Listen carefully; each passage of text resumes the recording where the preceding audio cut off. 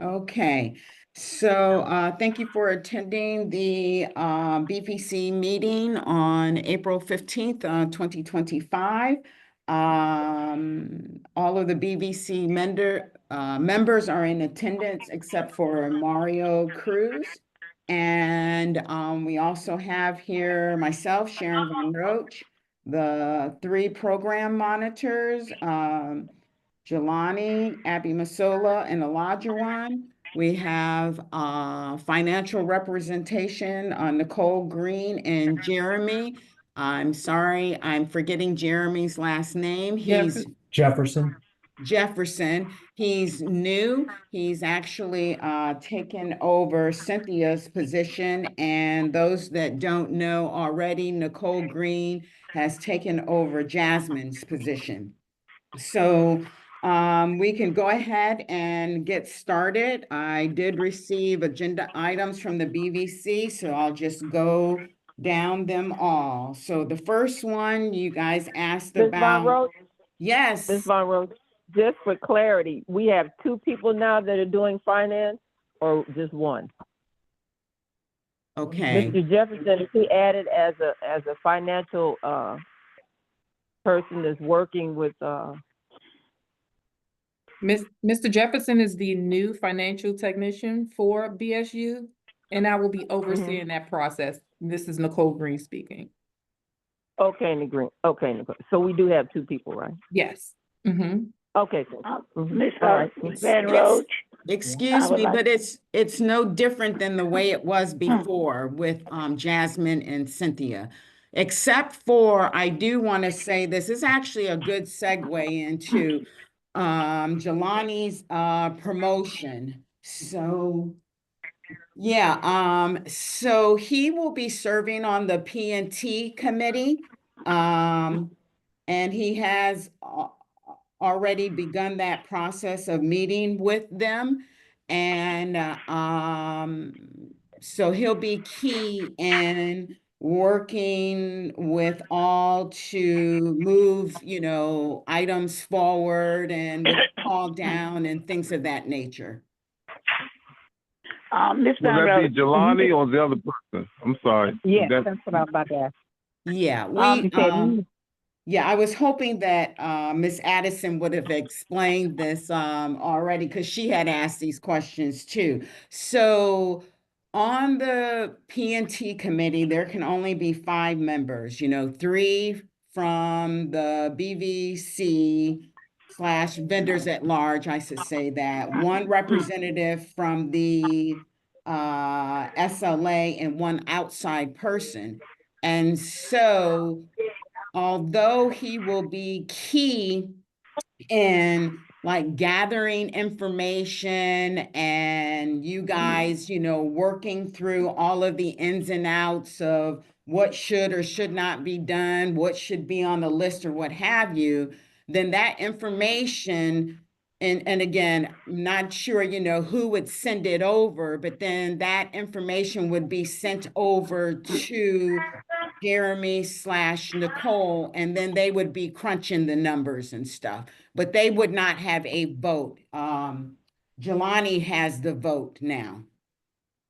So hopefully that explains things. Ms. Van Roach. Typically, hold on. Typically, it was a financial person that has always been on the P&T Right. from the agency. Yeah, but that's been changed because of some dynamics. And we wanted to make sure that there was a person representing on the P&T that really knows the substance and background of the program. So for example, if some type of list is created, Jelani versus Jeremy would be able to zero in and say, hey, this doesn't seem right, according to blah, blah, blah, blah, this is the way we should be doing it, or, yeah, so things of that nature. Those were some of the problems that we have found when Cynthia was on there. She really, well, I'll just leave it at that. Well, okay, Ms. Van so Roach, I have a question that I would like to ask you. Will you be changing the policy from where it's written today? So will you be changing that policy to what you? Yeah, it's not a policy. All it says, because I've gone back and I've looked at the DCMR, the inside policy, if you will, and it just says the number of representatives.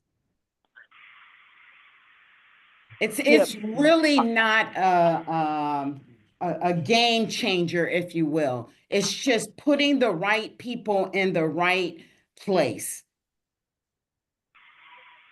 but he can't answer the financials. That comes from the finance person.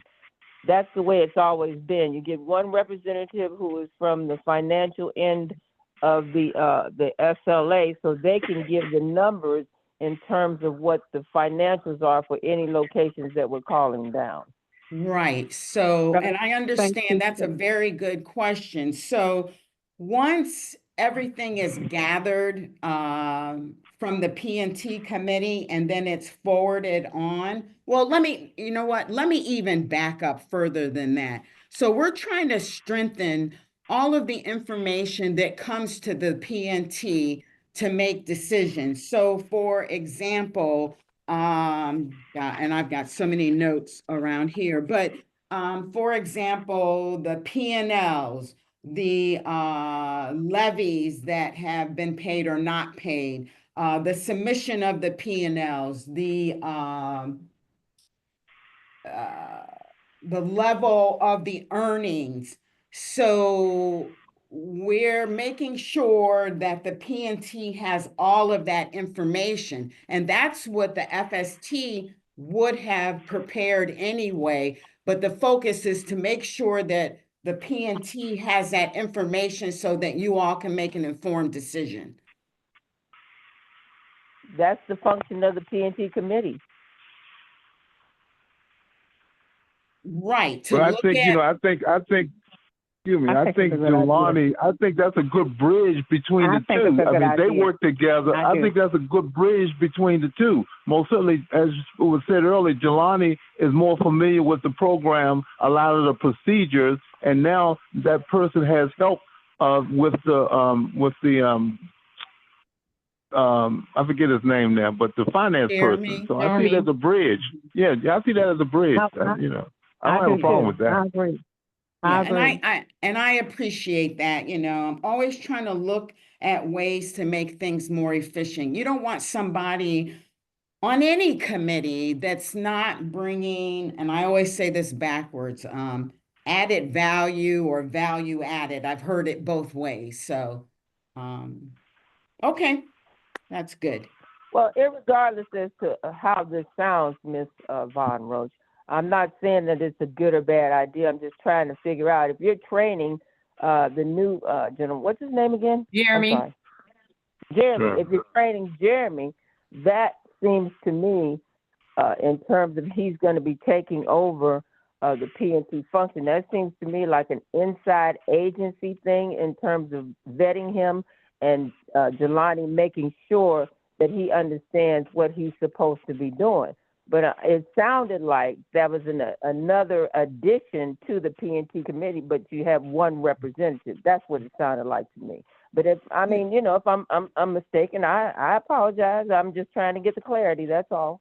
Yeah, and the clarity is it's not another addition. There's one representative from the SLA that will be part of the P&T committee, and that will be Jelani. Just like with the SLA, there are numerous components, and we all work together to collect, distribute, explain information on behalf of the SLA.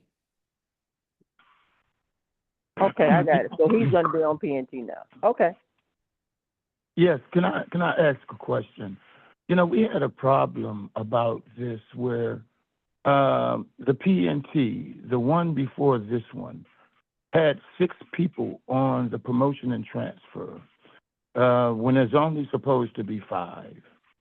That was incorrect. That went against the policies and procedures but it was allowed, and it should not have been allowed. So now, Ms. Von Roach, you just spoke on how many people is supposed to be on a promotion and transfer. Then why was it allowed for there to be 6? And at the time, there were 6 people on promotion and transfer. That's when some of our locations were taken out of our unassigned, and it was done what we consider illegally. But Okay. the agency, you guys have allowed it, even when we brought it up later, and we could show and prove to you that it was done. It should have been corrected, and it never was.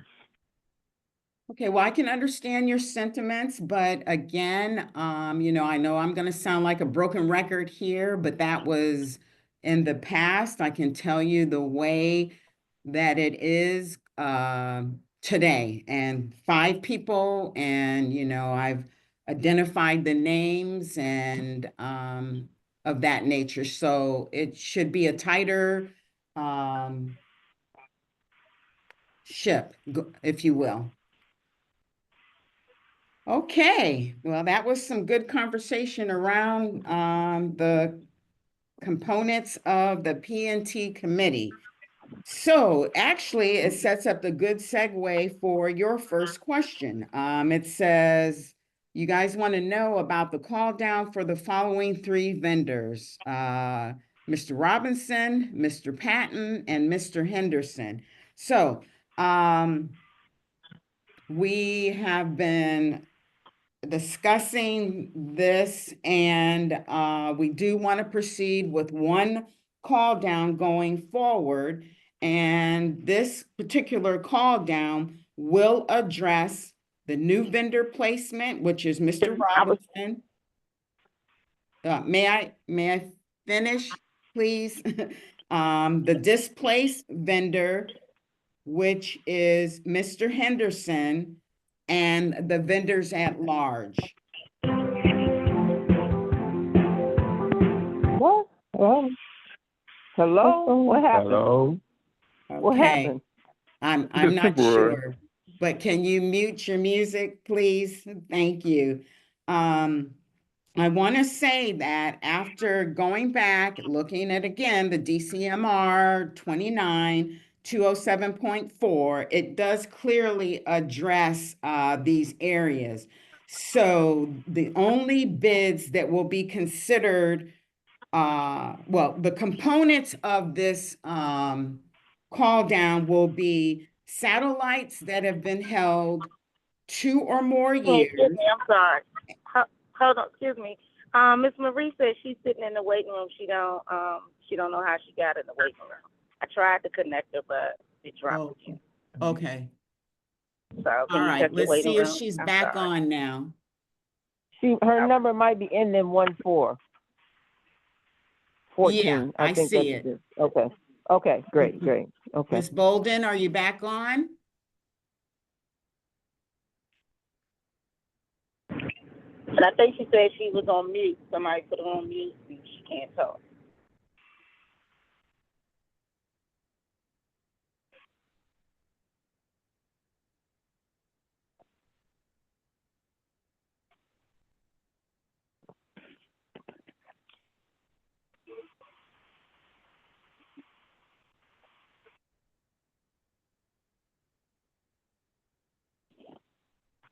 I don't know if Charlisa is still on, but I'm not able to unmute Ms. Bolden. Looks like the phone number ends in 2014. Oh yeah, that's her cell phone. Let me see if I can add. I'm not sure if I can add another person. Let me see. Let's see. Let's see. If not, Sean, you may have to add her. I hope this doesn't disconnect everybody. Hold on. Let's see. I tried to add her, but it dropped again. So, Ms. Oh, Jessica, did can it? you add her? Okay, it Can looks y'all like, hear me? yes. Can you hear me there. now? Yeah, Yes. there she is. Okay, there you go. Okay, All so. right. Well, I don't know what happened. I don't know what happened. I didn't touch not one button. Okay, no I problem. don't know. So this call down will be comprised of satellites that have been held for 2 or more years, unassigned micro markets, and the vacant facility DOL. With that being said, the satellites bids from Mr. Robinson and Mr. Henderson will be considered only. And again, that is based on the DCMR 29-207.4. And then all of the unassigned micro markets and the vacant DOL will be considered by everybody. And that includes Mr. Robinson and Mr. Henderson. And Okay, again, this was that's, Tom. We talked about those micro markets, and I mean, I don't know why we keep trying to put those micro markets on there when the vendors at large has not voted, came together to see what they want to do with them. At this point, you just keep saying that you're going to divide them up. That's not how they're supposed to go. Y'all are supposed to vote on it. Yeah. And we're in OAH for these micro markets, so how are you going to put them on the call down? You opening up yourself for another OAH hearing. well, based on discussion here, and I'm not sure if Mr. Reese is on or not, but in order to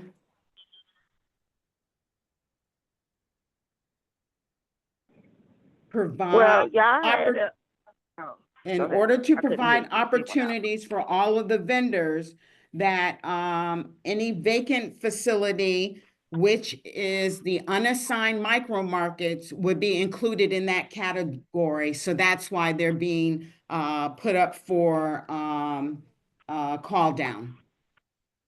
And who made this That's not decision? the Because rule, the vendors Ms. at large did not do that. And That y'all is had not the y'all rule. expert witness that y'all brought in, Terry Smith, stated twice that you cannot just put those micro markets up. You have to vote on and see what you want to do with them. So who made this decision? Because vendors at large didn't make this decision. The micro And Mr. markets are the unassigned micro markets. Remember, Exactly. just And keep they that going on call right. down. Keep that in mind. They don't belong to anybody. They're unassigned. So that's why Ms. they're Van Rook, considered vacant. may I say know, something, no, Ms. but- Baroche? May I say something, Ms. Baroche? These unassigned, are those the ones that our so-called grouply pension comes out of? We won't call it pension, but unassigned, is those, that money come from that location, those locations? The unassigned. Yes, yes. Okay, so you're saying you're putting those on the call down. So the people who have 4 or 5 already, they're able to bid on even more? Is that what you're saying? Compared to a Yes. person who may not have not one? Yes, And but they're still, that Yes. is so wrong. That is so wrong. That is so wrong. I hear you, but here we go. The call down will be conducted for the satellites in the preference rule. So those that have 0 micro markets, they will get the opportunity to bid first. Those that have 1, so on and so forth.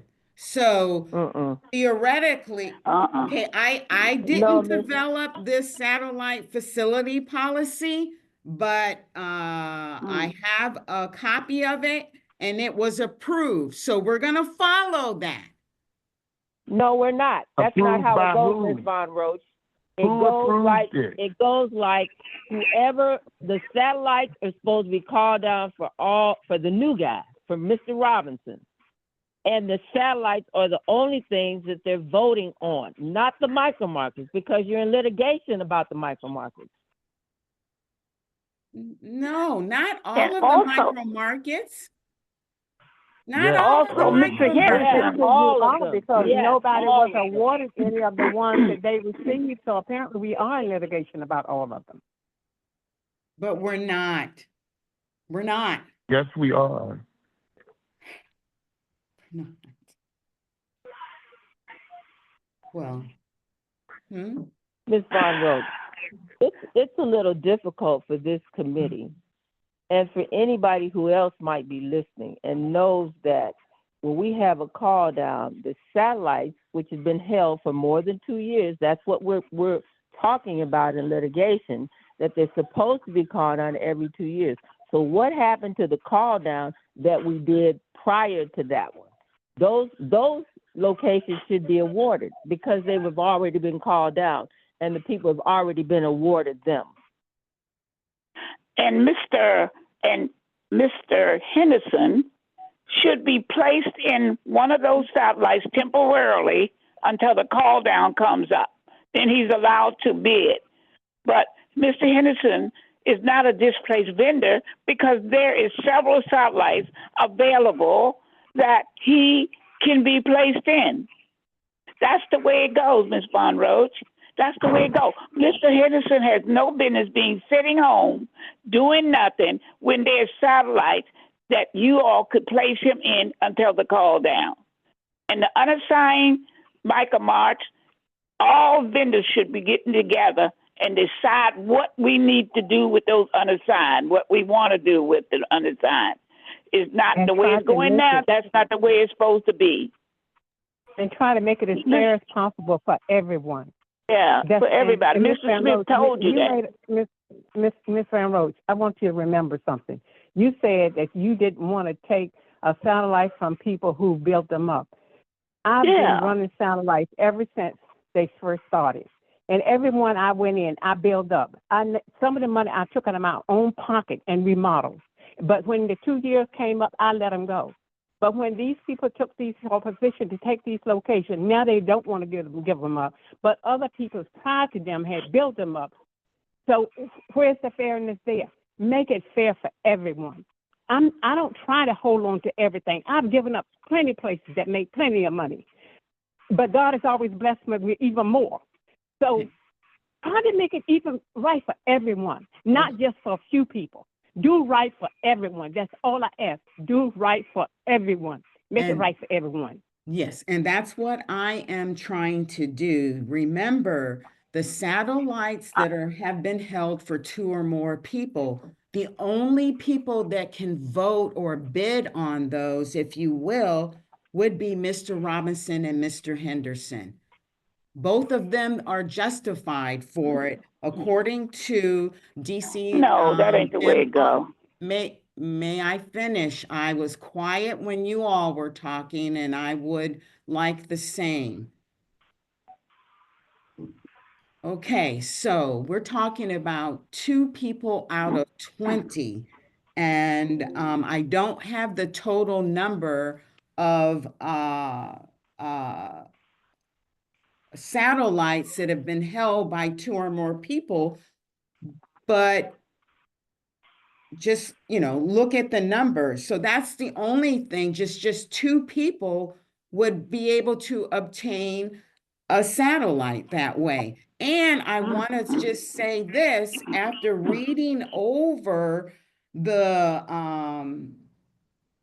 regulations, technically, these satellites would only become available when there is a new vendor that comes into the program. So think about today, think about in the past. How often have you had new vendors? It's been very seldom. So theoretically, those that have held a satellite for 2 or more years, you're probably more inclined to keep holding that same one because of the rate that new vendors are coming into the program. That's not the way. That's not exactly true. That's not exactly true. Can I speak on that, please, for a second? Can I speak on that? We gave them up every 2 years, Ms. Van Roach. I'm telling you. And matter of fact, I gave up one even before the 2 years was, which was Ronald Reagan, when the new vendors came in. Any satellite we've had, when we did a call down every 2 years, we would give those satellites up for other people to have a chance to make money. We wouldn't hold on to those satellites just indefinitely unless we wanted to give them up. We let everybody have a chance. We didn't try to cut everybody out. And also, you said that the last time we had a meeting, you said you did not want to reward a vendor who had trouble and give them another and reward them with another snack bar. That's not the way it go. Mr. Henderson had problems, but in a way, that's up. The agency is responsible for that because they should have properly trained him. And another thing, he should never been put in a place that cooks when he's never done it before. The agency is responsible for training every new vendor who comes into this program. And if Mr. Henderson was not trained properly, it is not his fault. It is not his fault. And those people who's holding those satellites out there now, they know they go up for bid every 2 years, and everybody bid it. Now, them people been holding those satellites there for the last almost 3 years, which is totally wrong. And Ms. Van Rose, could you let us have that ruling that you just stated how it was supposed to be? Yeah. I am, whatever Speak I to it. say, Can we hear a different voice? I'm sorry, Ms. Van Rose. Let me just answer Please this and continue. then, yes, Continue, please. you can go ahead. Yeah, anything that I'm saying, I am gonna send out the references, that I've been bringing up. And if you all will recall, when I came on board back in the end of June 2024, it was not only myself, but some other individuals that we identified that the interpretation of when satellites would come up for bid, the interpretation was skewed, if you will. And so what I'm citing, it does say satellites go out for bid whenever there is a new vendor, not every 2 years as a ritual cycle. That's just part of it, Ms. Von Rose. I will send you what I'm looking at, and you can look at it as well. Okay, go ahead. This is Jerome Walker. So, you mentioned the preference rule earlier, and when myself, Troy Stevenson, Kadani Bahani, and Ms. Evans came in the program, that should have been used, and it wasn't, but it was used the next time. So this is my understanding.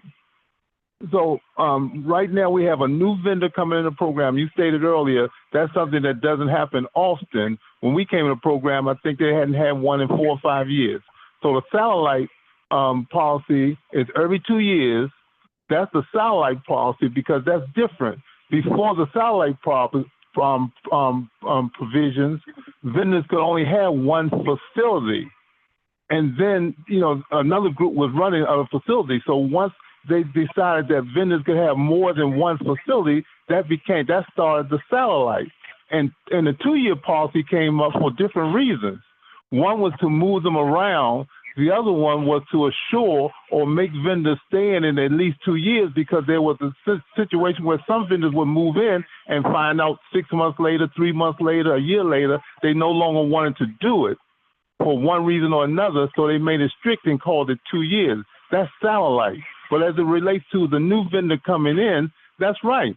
There should be a preference call down for Mr.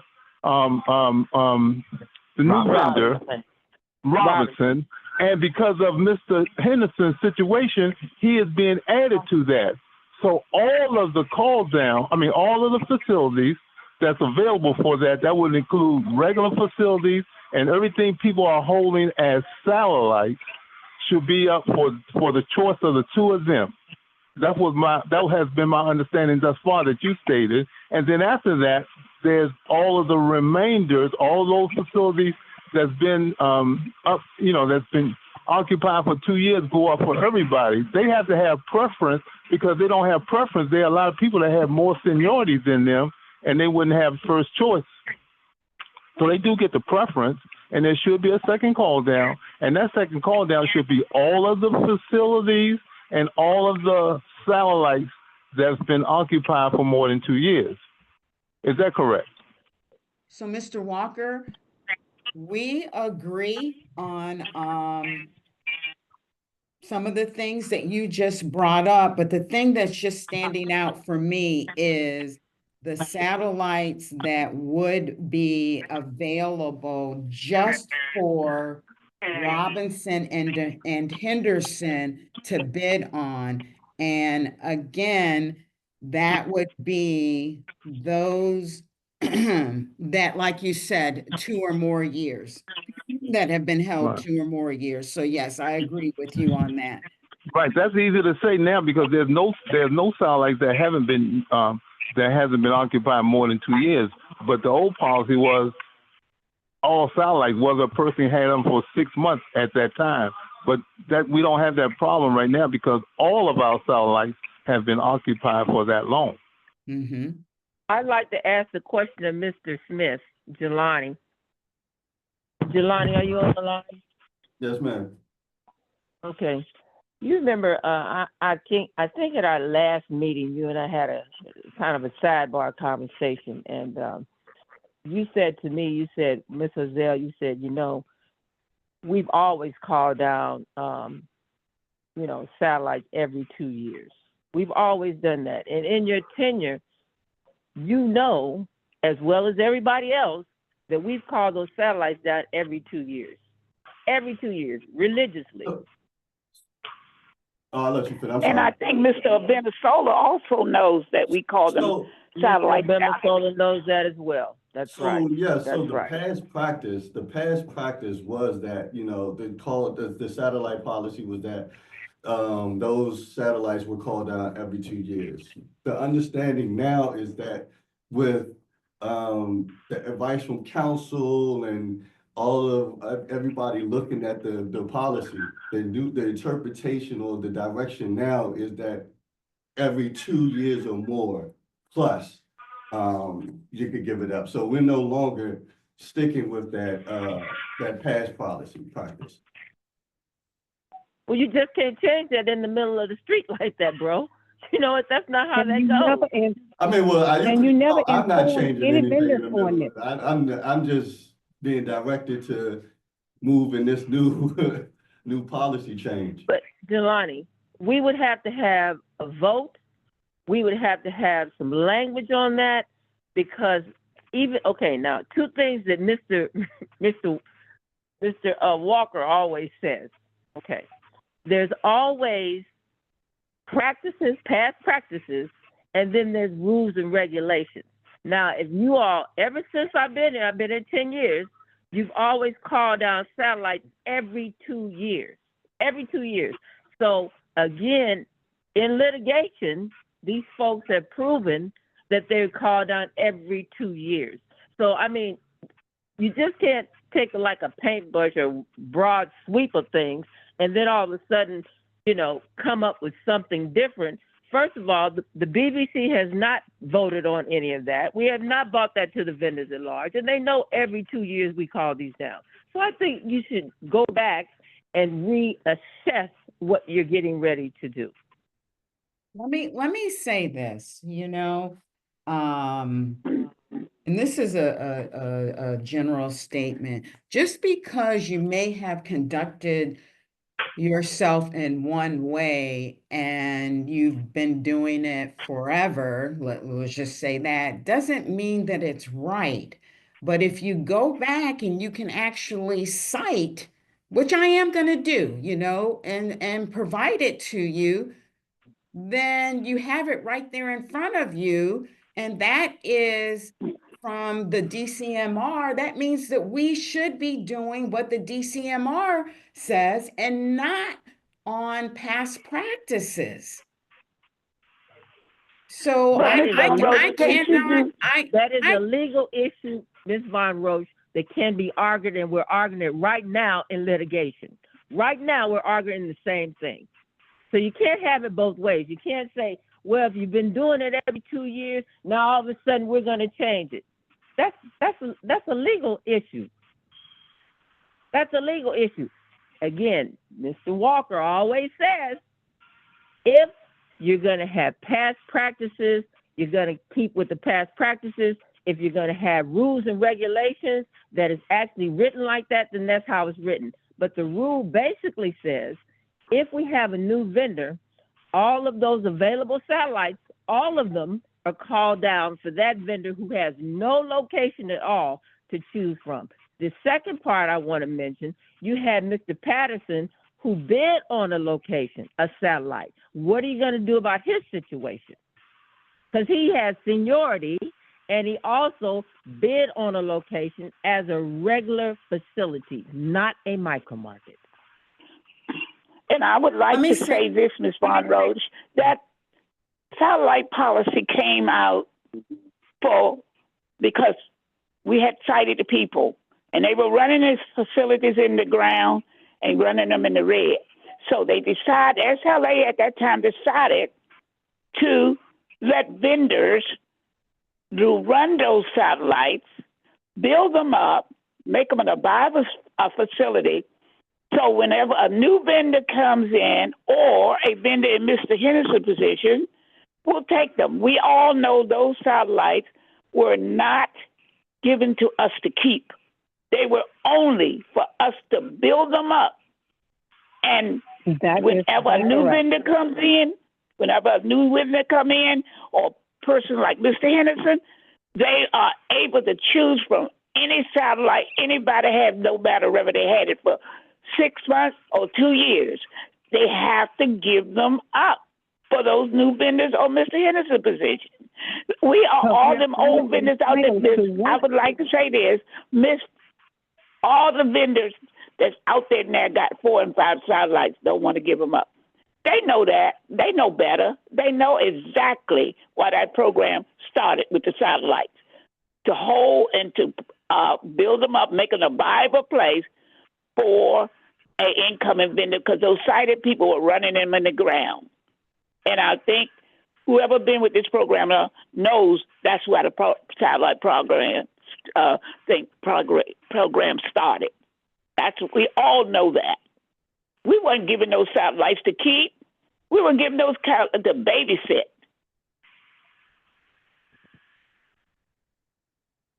Okay. So you had referenced Mr. Patton. And so I did find something that talks about the right to relinquish assigned vending facility, and this where Mr. Patton falls into it. So I'm just going to read this verbatim, so it's not me interpreting. It says, licensed vendors may relinquish their assigned vending facilities, thereby creating vacancies to be filled in the normal manner. Vendors who relinquish assigned vending facilities may claim assignment to facility vacancies. So with that being said, now Mr. Patton will fall into all of the other vendor category where he would be bidding on the unassigned and the DOL site. And again, so unassigned and stay home and not have to work. Is that what you're saying, Ms. Von Roach? They'd be able to bid on the unassigned micromarts, sit home, and not have to work.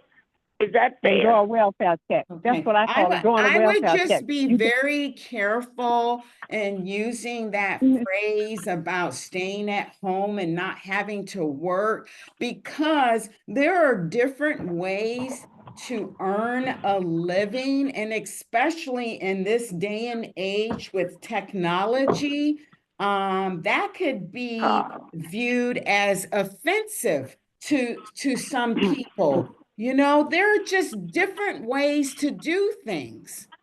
And as we all know, you go anywhere today, the micro market is out there in the forefront, you know? It is becoming less prevalent to see somebody actually behind a counter taking in money, and that's a QA thing, that's a safety issue, that's expediency. So I'm just saying that I would just be very mindful of making statements like that. There are all kinds of ways to earn a living. But in this program, why don't you put up? Let me say something, please. All the unassigned. What's the purpose of the training then? Can you answer me that question? What's the purpose of the training if we're going to sit home and not utilize it? I learn a lot more from hands-on than sitting home. What's the purpose of the training? Please tell me. And thank you for raising that. I am one too who learns better from hands-on as well. The training is to provide fundamental understanding of how operating a facility would be conducted. And you take and you embrace that information, but yet knowing there are different avenues out there that are being exercised in today's environment. And But that's not so. But that's not so in our particular case. Let me speak to that, please. Let me speak to that. Yes, well, Ms. Van Roach, I'm the first one in the program. Me and Mr. Dan, I forgot who came first. I think I came first. My micro market is called a manned micro market. So if it's a manned micro market, it's not an unassigned. It's not unassigned. It's man operated, right? So unassigned has always been unmanned operations. So if it's a micro market and it's manned, one word we're not using is a facility. So facilities are ran by an operator. A manned micro market is ran by an operator. An unassigned facility is ran by a third party, and the commission is when we get that commission because of the program. That's the difference. We have facilities. We have facilities, and we have facilities that are primaries and satellites. We have unassigned that can only be non-operational. So, that call down 22 added some of those, what we call unassigned, into our basket of facilities that we can run. That's part of the problem. But again, everything I heard thus far as it relates to the call down sounds pretty straight to me. There's two people that should get preference on the call down, and then everyone else bids. But you said before, most certainly, this is an honest program, and we start over. So there are people right now that we believe have 3 and 4, maybe 4 and 5 facilities. Most certainly, they don't have to bid because they know they don't have to bid because they already have 3 or 4 or 5. But because of that call down, those persons were able to get, no matter what their seniority level is, they got places that people with more seniority will not be able to get because they got them in that call down that shouldn't have happened. So and that's what I understand is in litigation now. But the main thing is unassigned, assigned is a big difference. Well, I'd like to say this also. Why don't you just... Marie, please, yes, please. Ms. Von Roach, hold on, Marie. You brought up a very good point when you talked about the training. And I'm sure you're very much well aware of this fact that your VR is supposed to, every year, notify every vendor, and they say to them, what is it going to take for you to make your business better? And that model has not been followed. However, Randolph-Sheppard, as you know, is just a stepping stone into something else. You get the training here that you need to be able to acclimate yourself in another type of business.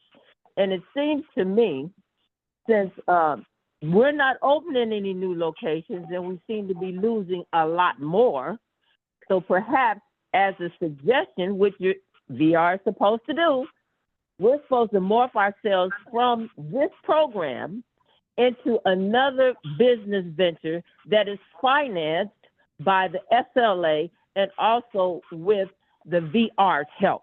So are you suggesting, because you're saying there's other ways to make money, are you suggesting that you're opening up that avenue, which is a rule in Randolph-Shepherd, that you're going to allow vendors to morph themselves into another type of business other than Randolph-Shepherd?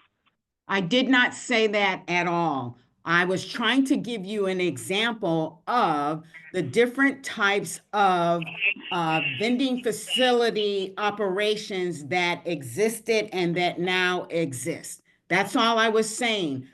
Please don't misconstrue the Oh, example no, that I I'm was not. trying to provide. No, that's exactly what you just tried to do.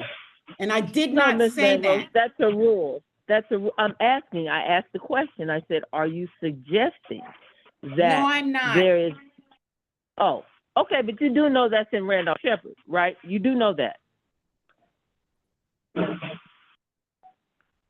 Ms. Bolden, I believe you were trying to speak as well. Yes, I wanted to ask you. I heard you just said that be careful about speaking about someone staying home. Well, I want to ask a question. Why don't you, the SLA, gather all those unassigned and let them go for bid and let them be bid on the way it's supposed to be bid on, according to seniority?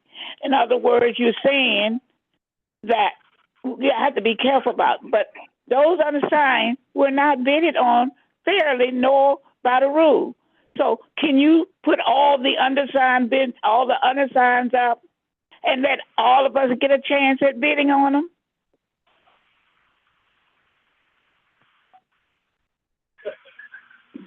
Well, can I add? I thought the vendors at large, that since that is our money for our, which we called our retirement, but the name has been changed, but those unassigned were for our retirement. And in order for that money to be taken out, those locations to be taken out, we're supposed to vote on them as the vendors at large, the majority vote.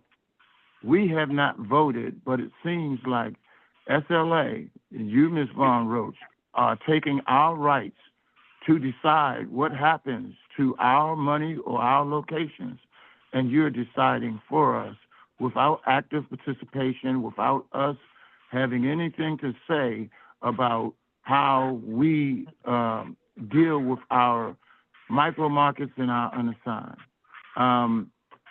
Our satellites and things that we supposed to bid on as a majority. And it's like you guys are taking our rights and doing with them as you please. Okay. What happened to our active participation? Okay. What happened to our votes that we have a right to do that's in the statutes and Right. policies and procedures? You're taking those from us. Yeah, I'm not, I appreciate what you're expressing. As I stated at the very beginning of the meeting, I was taking the references to the regulations and telling you, based on the regulations, this is what should be occurring. And because of that, to develop the list based on the regulations, and then that list would go to the PNT, and then that would become the active participation to weigh in on all of that. And but that the foundation of this is the DCMR. And that's what I'm saying. It's like I will reference it. You know, we will come up with a list, and the call down, you know, should be based on that. I have a But excuse me, Ms. Von Roach, it is Oh. already happening.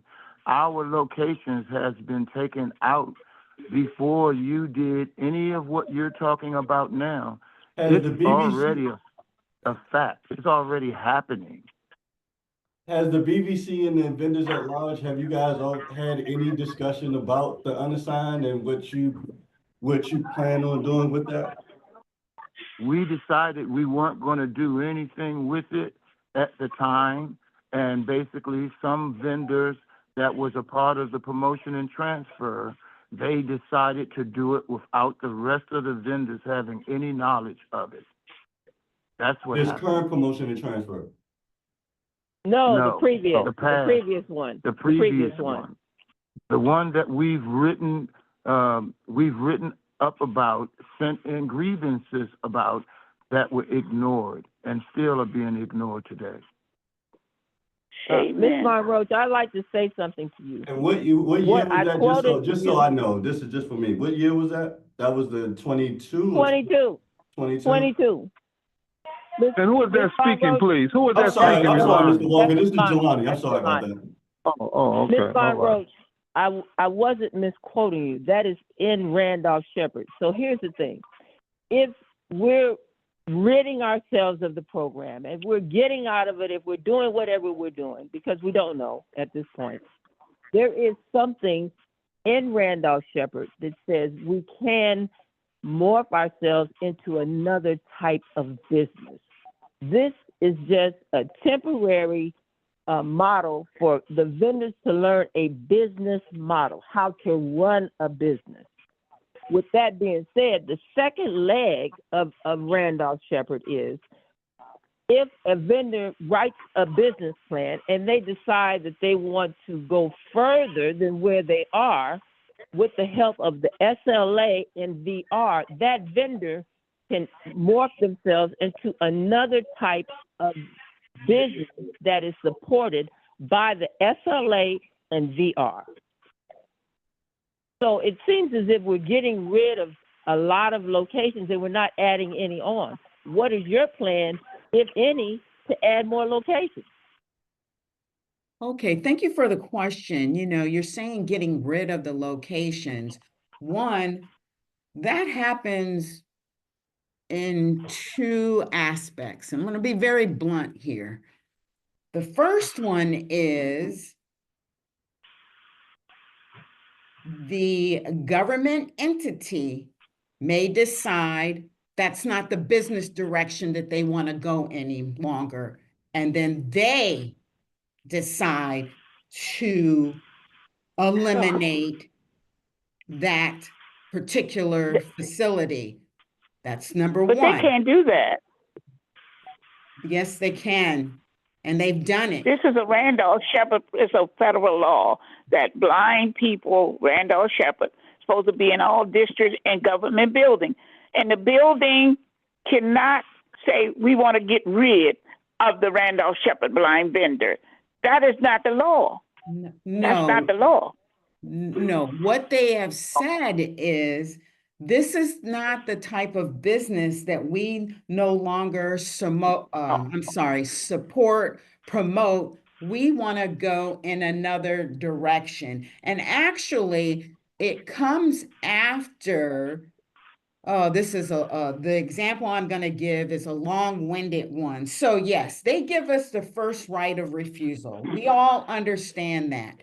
And for whatever reasons that are going on at a particular time, it may be low population, it may be lack of resources, it may be whatever, you know, the circumstances are. You make a decision based on the factors that are presented to you at that point in time. If we decline because of the known factors at that point in time, then that federal agency has the wherewithal to decide how they will progress based on their business needs. Okay, so I'm going to leave that alone right now because there's really nothing more that I can say about that example. The second example of quote unquote Randolph Shepherd losing programs is because of poor performance or non-compliance. That is why, you know, and I'm again being very blunt with people coming back, and this is kind of up and down situation, but you know, if they're anticipating the employee population coming back like everybody's talking about, it puts more of a glare and eyesight, a focus on any business that may or may not be operating in any any facility. More people, more demand, better quality service, better product. That goes across the board, and that's what they're eyeing. Now, if there have been problems that have been consistent, and then they've just reached the point where they're just saying, nah, this is just not going to cut it. We have even more people. That's another reason why there is being a decline in our facilities. Those are the two major reasons. Can I say something for a minute to represent Sure. myself? This is Marquette. And when they say poor performance, are you indicating that the poor performance is just the blind vendor? I'm basically advocating for myself to say, no, you guys are a part of that poor performance, because I've been told by the facility that basically you guys are not easy to get in touch with. You don't respond back or follow up. You don't make good business choices. It's not just the blind vendors who are being accused of poor performance. It's the whole system, the whole program. So that's what I've been told by leadership over at OPM, that it's not just me, because I can only do but so much with what I have the opportunity to do. But if you decline a micro market because you say that the numbers don't dictate that a micro market would be good for that location, even though the employees are on their way back. So if you decide that, then basically you have really cut the throat of the Randolph Shepherd program, because you declined a micro market when basically OPM is going to get their micro market through GSA. And that's exactly what happened. So now that everybody is back, when you had the chance to make the right decision to benefit the blind vendors and Randolph Shepherd program, you had first refusal. You didn't make me, Mr. Henderson, a part of that first refusal. You refused it all on your own. You took it all on yourself and declined the micro market. Now, OPM decide that they want to do their own thing, because Ms. Von Roach opened the door for them to be able to get their own food, their own micro market, their own thing. So now they don't have to do anything with a blind vendor that has been done by Congress, and say this is what they need to do. If they want to serve food in their locations, they need to do it through the blind vendor program. And you made it seem like they don't have to do it with us, that they can basically decide for no reason of the blind vendor that they can just get rid of all the blind vendors, because that's what it looked like is happening. Can somebody Okay. mute their Mr. phone? Henderson, let me, excuse me, let me reply. I am not one who does bashing, and I feel the conversation being going towards that tendency. But I said this a while back. I said people make decisions on the information that they have at that point in time. So this offer came up in the summer. Nobody talked about an increase of population coming back. That's number one. Number two, the offer that was made to us was not a micro market. They did not mention anything about a micro market. So those 2 points in time They refute what mentioned you it to just, me, Ms. Von Roach. excuse me, sir. I was very quiet when you were speaking. Okay, so with those two things in mind, I did not support them taking away a Randolph Shepherd facility. In fact, I advocated for you. So I'm not going to go down this path any longer. I am just Alexa. going to take the information that I can cite back to these DCMRs and provide it to you all so you can see what I'm talking about. I cannot correct what was done back in 2022. You know, I just can't. And for us to move forward, which I've been trying to do, is look at the DCMR, look at what we're doing now, making sure that we align with those things and to move forward. It is now 12 o'clock. Excuse me. It is now 12 o'clock. I will hang out for another 15 minutes, but then I got to prep for another 12:30 meeting. So what other questions do you have that you want me to answer now? I have one, Ms. Von Road. Just a minute. So where do we go from here? Our program is not growing. And this program is not about us today. It's about blind people of the future. We, people of today, should be trying to reserve this program for other blind people.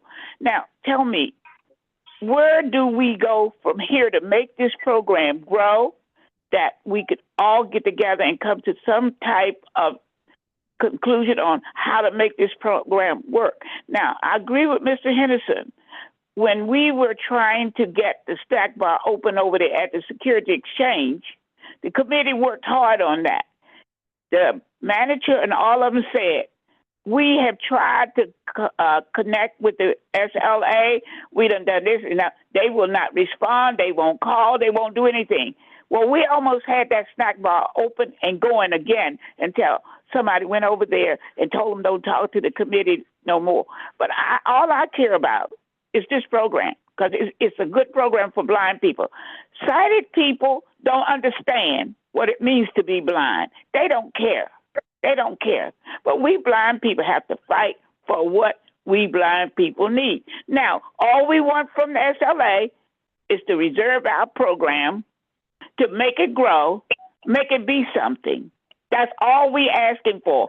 But seems to me that's what's happening here, is the SLA is trying to abolish our Randall Shepard program in D.C. All we want to do is that. That's all we asking for. We're not asking for anything else, and that the SLA see that this program be ran fairly, the way it should be ran. That's all. So where do we go from here? I have a possible solution, everyone, and Ms. Von Rose. Most certainly, it seems like right now the business model is really changing. You know what I mean? The micro market. So earlier was said we're losing our facilities. We're gaining a lot of facilities, but they look different now because that's how things go. Our customers much rather what we hold dear, that unassigned. We hold that dear, right? But that model has changed.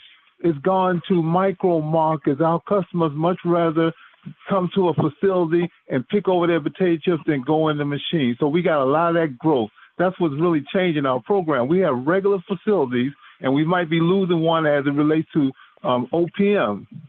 But that's, we have 20 vendors, and we have, counting the unassigned, we might have 80 or 100 facilities. So I'm suggesting right now we're doing a BVC. We need to get with everybody. Our association meetings should come up front, and we should really get together and come up with ideals to have this program in the new day of era. This is a new thing going on now. And those micro markets ain't going nowhere. Cafeterias ain't coming back in the way that they were. I've heard them described as dinosaurs. So that's how Fuda and all those places can come in. But because of our program, we have a stake in it, and we have to find a new way of doing business. We got enough business here for all of us. It has to be fair, and we have to find another way to do it. And we got to get all of us. The 7 of us representing the rest of them isn't good enough right now. We need everybody involved in this so we can be fair and come up with something that works for all of us, that we all can agree on. Mr. Walker. So Ms. Von Roche, would you be willing to vote? excuse me, Mr. Walker, you have done a wonderful way of putting this all into perspective. You really have, and I appreciate your insight. And I do think it's a good idea to move it just from 7 people to everybody that's involved in this program. I mean, nothing can be said more. I mean, I said in the beginning, you're closing this out with the business models are changing, and they're going to even be changing even more because of, you know, uh, the Staff change numbers and just in the way they are. the change in the presidency. You know, it changes with Mhm. leadership in any capacity. I'm not just saying just him, but in any capacity. And you're right. We have to think in a new way. And that will then address what Miss Bolden was saying, which she actually is bringing up a good point too. What do we do to reserve uh, the program and to help it grow? And I'll just tell you this, take it for whatever it's worth. It's not staying in the same old lane. You know, think, and I'm just going to put this simple example out there. I'm going to give you an example with my children. And even the way it is today, nobody sits down across from each other. Not my children because they're reared in a different way, but you go out to a restaurant, people are sitting down at the table, nobody is talking. They got their phones. So that goes back to what we're saying. It's fast, swift, go in, get what you want and get out. That is where society is now. Like I said, take it for, whatever it's worth to you. But I want to echo what Mr. Walker said. He has captured this so well. Ms. Von But don't Roach, you it's think that also it's the SLA's Marie. responsibility to lead us there? Hazel, you gotta wait, okay? Okay. But don't you Go think ahead. it's the SLA's responsibility to lead us to that new point? And I'm quite sure all of us are aware of the changes. Yes, I Yeah, think I was it's going an to say that too. opportunity. I think it's an opportunity for everyone to be involved. Everybody to be involved. So, Ms. Von Roach, Effective change happens when there is a vested body of participants. mm-hmm.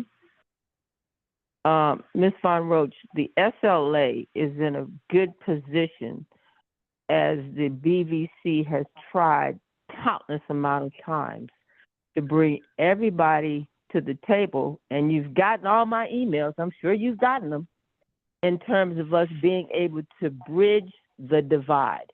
The SLA can bridge that divide. You know why? Because you are like the parent company, okay? So we've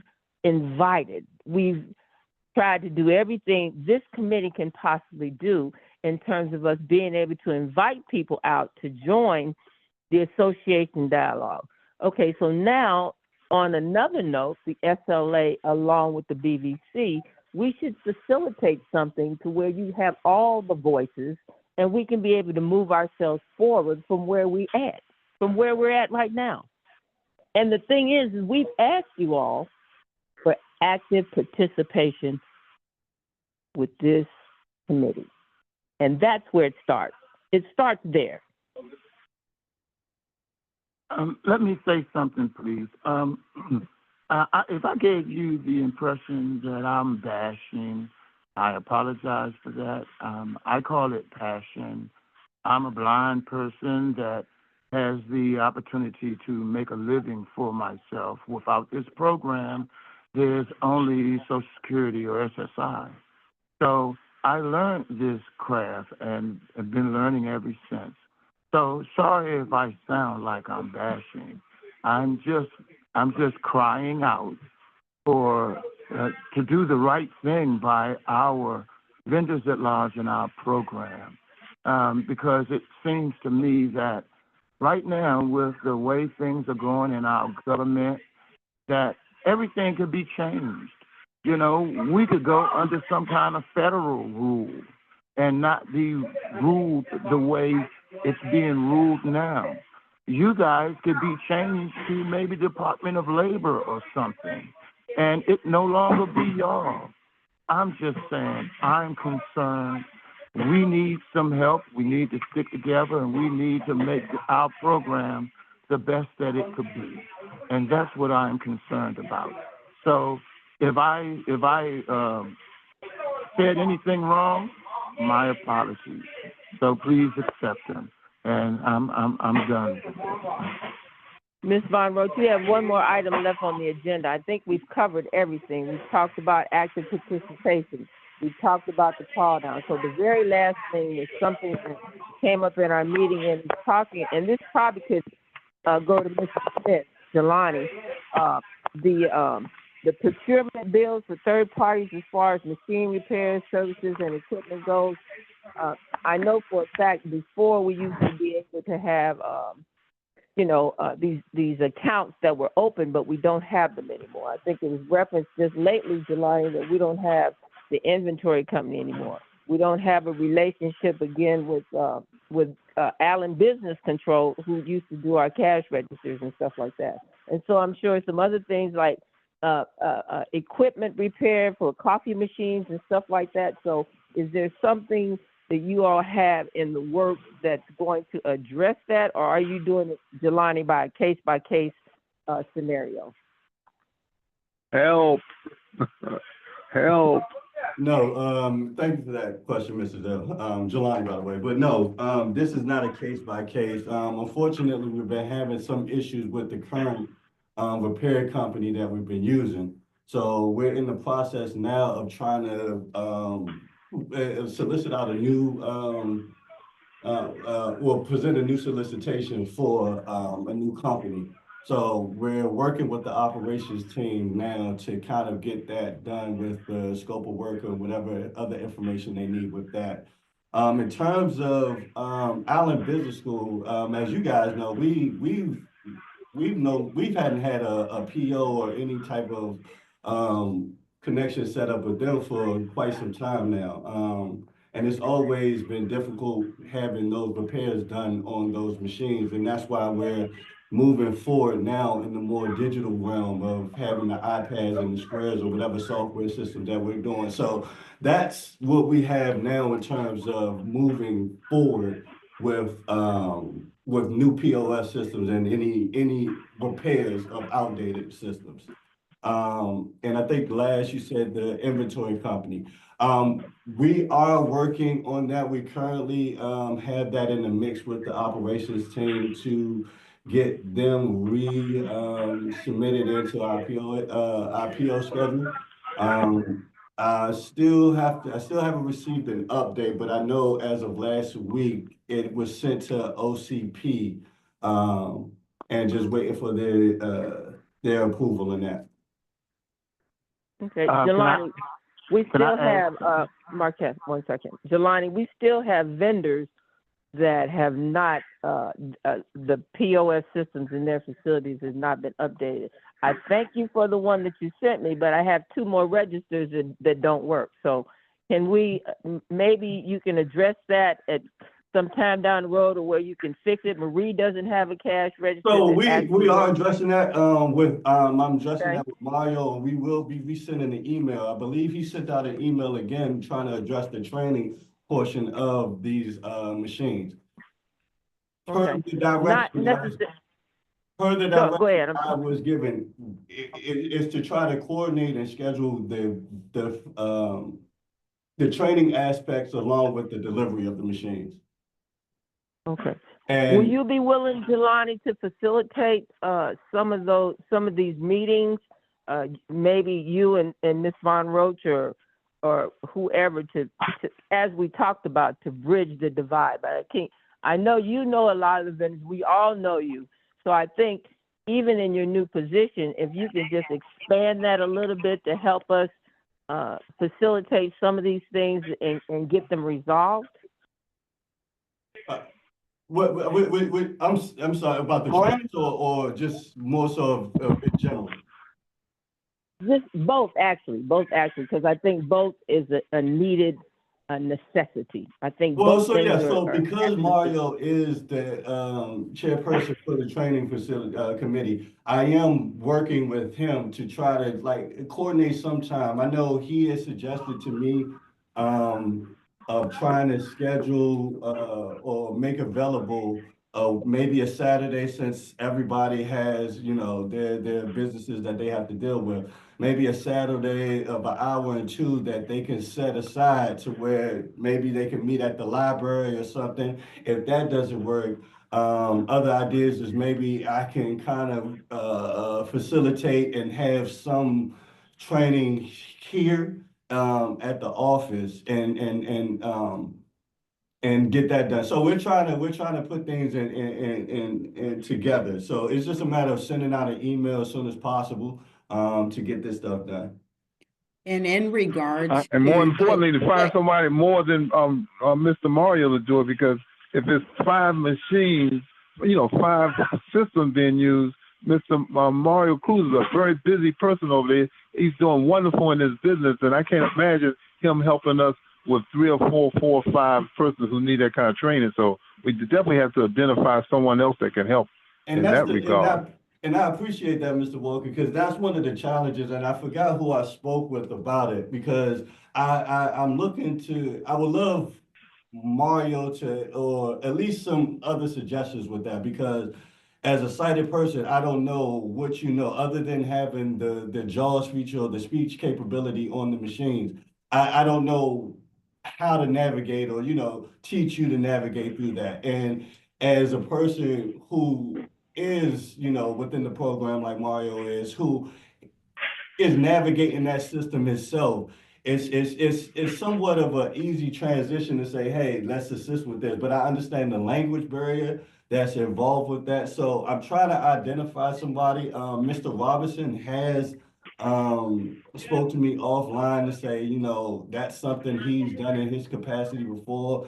He could kind of assist me with that. I'm not sure how everyone feels about that, but that was just a brief discussion we had offline, and I haven't really brought it up to Ms. Sharon yet or anybody to see what that looks like. so I'm gonna You might be slide able in to here. use, I wanna, pardon me? I was thinking we could use some of the vendors who already have the system. Yeah, get somebody right who's already using it. So Who's already I working want on to it, take this right. opportunity to slide in here and say, right now, Jelani is really trying to perform 2 roles, but the position, his old position has been posted, and waiting for the applicants and going through that whole process of interviewing and everything like that. So one thing that's very glaring, and I know I mentioned this back in July, there will be a realignment of the monitors and the people that they're responsible for. So the focus will be not the facility, but the person. So right now we have some people that are split. I'm going to make up a name. So like Olajuwon may have Sue Blue, and she has 3 facilities, and Olajuwon has 2 of the facilities, and the other facility is with Abby Masola. That's not efficient. All 3 of her facilities and that person should go to one person. So that is coming. There will be a change in that manner. I'm just trying to figure out, do I take all of the ones away from Jelani right now, dole them out to Olajuwon and Abby Masola, or do I wait until I get the new person on and then just reconfigure it and let it be a one and done thing? But I'm just putting it out there to let you know that that will occur. Ms. Van Roach, what about the inventory? I want to ask about Mr. Henderson's inventory. Since it's not going to be passed to another vendor, that inventory usually is sold back to the agency, and the business analysts usually go around and give or sell it to other vendors. So I just was wondering, how would this inventory go? Because the agency will be buying it back from Mr. Henderson. Very good question. I'll let Jelani handle that one. So that was the plan of mine. Unfortunately, like it was brought up earlier, we don't have the inventory company secured yet. So I'm not sure what the remaining shelf life and the dates on the product is. So I will have to go in there and take a look before I can even make any decision on sending it to any of the operators. But then with that, I will, I guess, speak to the BBC or try to get amongst with a couple of you guys to see how to determine that. Because I don't want to just make that decision to say, hey, let me give it to whoever without, including you guys in that process. Well, I hope it'd be better than what it did with Mr. Patterson. Mr. Patterson inventory, what happened to that when he was inventoried out because no vendor went in there? Mr. Patton had 5 bags of chips that was expired in there. There was nothing else in that inventory. Can I follow up on that? I spoke to you, Mr. Jelani, and I told you that all my inventory was it was good, meaning that none of them were expired or close to expiration. And you told me that my last day was the 4th of April. Anything that expired after the 4th of April, that you would pay me for it, or I would be, and that still applies, correct? Yes, sir. I'm not going to penalize you for anything that expired after the 4th, and especially again, because the inventory is secured, that's no fault to yours or mine. So no, yes, you will be paid for anything for all the inventory that's in there that didn't expire before the 4th. I mean, after the 4th. So he couldn't sell the inventory down, Jelani. He can't just sell it off and work it off while there's. So that just it complicates things in a sense, right? Because one, it's about now I will have to go there, get a moving company to get it out. But then if he doesn't sell it all, then how do we inventory what's remaining? Just count whatever's remaining and give him a check. But again, versus having everything that's in there and just inventory making it one process to inventory instead of him taking things away. Things can be damaged to where, it opens up a line of questions. But I wanted to know, what will you do with that inventory after you inventory him out, since it's going back to the agency? But if it's outdated, As I said, if it's not, Ms. Marie, if it's not outdated, I will get with the BBC to see how we can disperse the remaining product. This was Sean. I only got one thing, y'all. Okay, so with the I'm back to the call now, Michael Marcus, but can we have a vendors at large meeting to vote on what we want to do with the Michael Marcus? That way that can be out of the way. And another thing, I do have something else. So they always say, we a team. If I win, you win. It shouldn't be, you win and I lose. Because with Mr. Marquette, he had a monitor. The monitor got a promotion and he got kicked out. That don't seem right at all. And for y'all to, assess points, no. Okay, now I'm done. Not sure. About that. Yeah. Not Mr. Smith. I think you misunderstood my question. My question was, couldn't he just go back in business-wise and just sell off as much as he can and make as much money as he can from the inventory? So yes, I did misunderstand the question. But no, he cannot. He cannot. He no longer has access to the location. Okay. Okay, one thing before we go, I know that Nicole Green has been holding on. I know typically at these meetings, they provide a financial report. I'm not even sure if she has one. Nicole, did you have anything you wanted to share? Yes, we have our our second quarter BVC reporting that we would like to share. Okay, Alrighty, good afternoon now. Good afternoon, everyone. I'll be Hey, reporting. Good afternoon. Hey, I'll be reporting the BVC reporting from October 1st through March 30th, 2025. At the end of FY 24, we had a negative carryover of $18,894.86.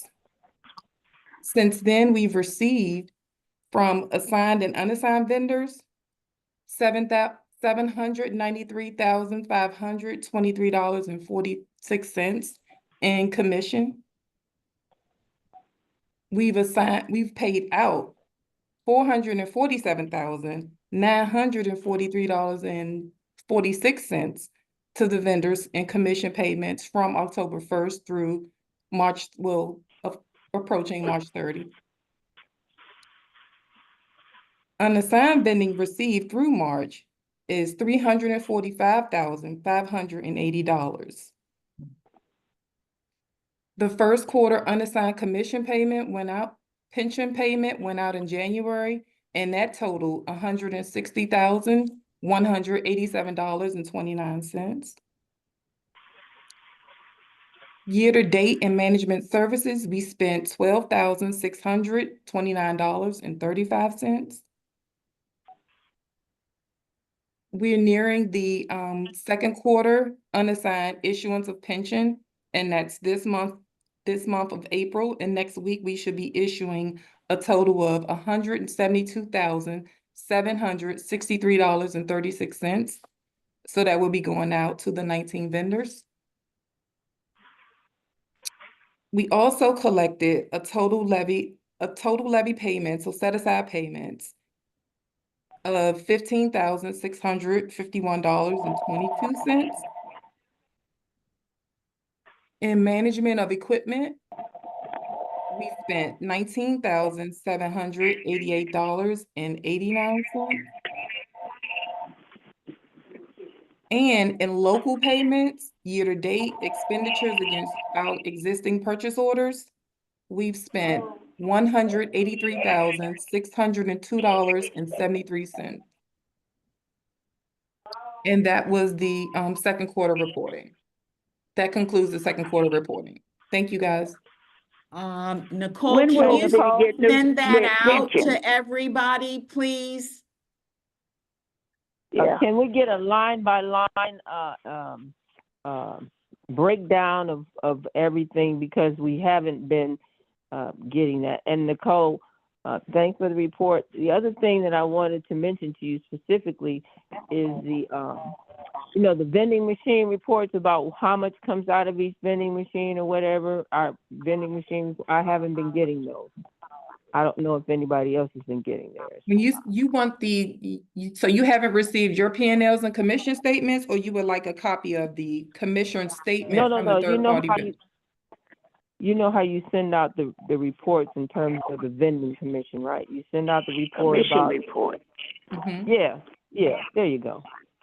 You know, you send that out about our vending machines, how much it, revenues from each machine or whatever. Yeah, we don't, I haven't gotten one of those. Oh, no, this is Miss Brooks, Petaway Brooks? Yeah. No, not Petaway Brooks, the real Miss Brooks. Oh, Miss Brooks. Hey, Miss Hey, Miss Brooks. I'm not certain to Hey, disconnect. the other Miss Brooks. Okay, I'm not certain to disconnect, but okay, I will make certain that I will go back and verify your email. But at the end of every statement or closeout, I send your commission and your P&L.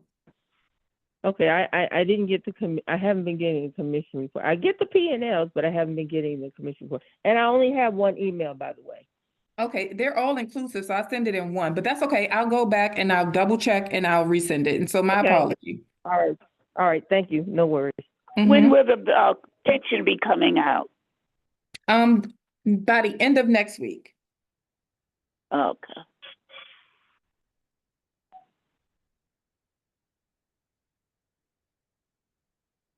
We have nothing else left on our agenda, Ms. Von Roach.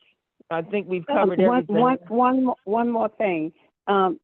Ms. Green, will you be sending out a statement saying how much that commission would be for the vendors, each vendor?